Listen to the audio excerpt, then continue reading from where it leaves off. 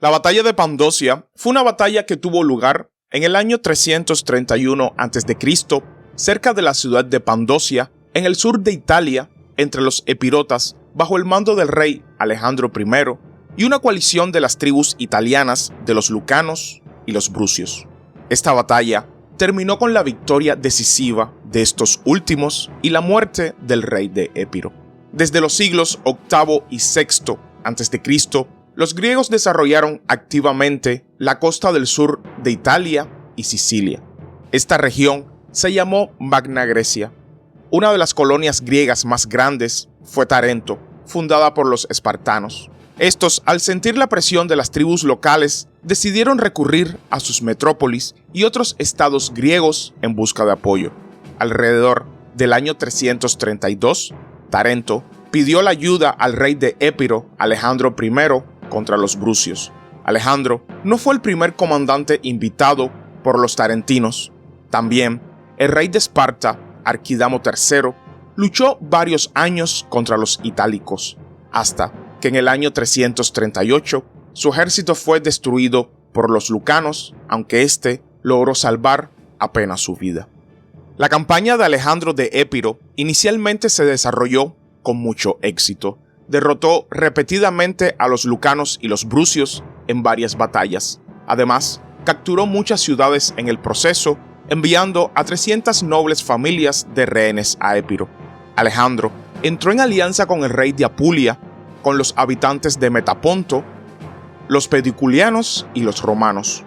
Durante el resto de su campaña, su ejército ocupó 3 colinas espaciadas entre sí, cerca de las cercanías de Pandosia, para desde allí perturbar las posesiones de los lucanos y los brucios con incursiones.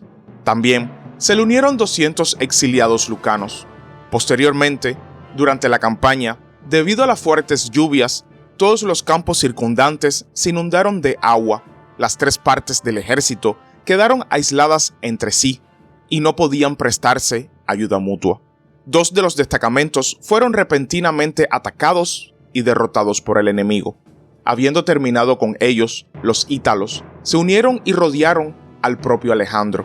Los exiliados lucanos decidieron ganarse el perdón de sus conciudadanos durante la traición y les enviaron mensajeros con la oferta de entregar al rey vivo o muerto. Sin embargo, Alejandro y sus guerreros atacaron audazmente al enemigo, abriéndose paso entre ellos. Mataron al líder de los lucanos en un combate cuerpo a cuerpo.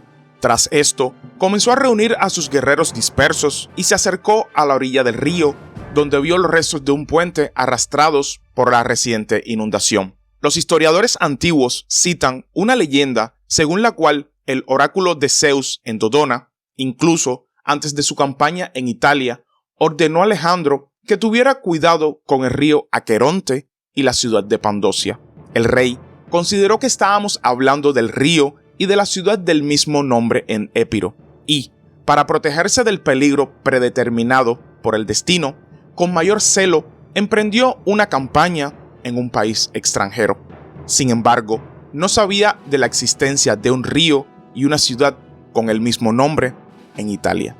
Según Tito Livio, durante una retirada, mientras cruzaba un río por un vado desconocido, uno de los guerreros de Épiro, insinuando el siniestro nombre del río, exclamó: «No en vano te llaman Aqueronte». El rey, al oír esto, recordó la predicción y se detuvo indeciso, pero un hombre del séquito real le señaló a los lucanos que se acercaban, y Alejandro dirigió su caballo hacia los rápidos del río.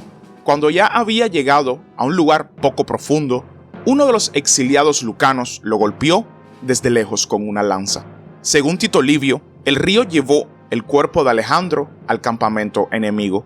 Allí fue cortado en 2 y una parte fue enviado a la Conscientia y otra fue guardada para la profanación. Cierta mujer, cuyo marido e hijos fueron capturados por el enemigo y que esperaba rescatarlos por el cuerpo del rey, se dirigió con una oración a la multitud, que arrojaban lanzas y piedras sobre el cadáver. Esto puso fin al abuso del cuerpo. Esta mujer entregó los restos a una pira funeraria en Conscientia y las cenizas fueron enviadas al enemigo en Metaponto y desde allí transportadas a Épiro para que su esposa Cleopatra y su hermana Olimpia pudieran recibirlos. Según Justino, el cuerpo de Alejandro fue enterrado por los habitantes de Turios, quienes lo compraron con fondos públicos. Justino también informa que Alejandro Magno, al enterarse de la muerte de su tío y al mismo tiempo yerno, ordenó 3 días de luto en el ejército. Tarento continuaría la práctica de invitar a comandantes de otros estados griegos. 3 décadas después de la campaña de Alejandro, la lucha contra los ítalos estuvo a cargo de Cleónimo de Esparta, entre los años 280 y 275. Ya contra los romanos luchó otro rey de Épiro, Pirro, primo de Alejandro. Después de que Pirro abandonó Italia, Tarento y otras colonias griegas en la península, como sus antiguos enemigos los ítalos, fueron conquistados por Roma. Y hasta aquí el video de hoy, espero que les haya gustado y suscríbanse para más contenido relacionado con historia antigua e historia de Macedonia. Hasta la próxima.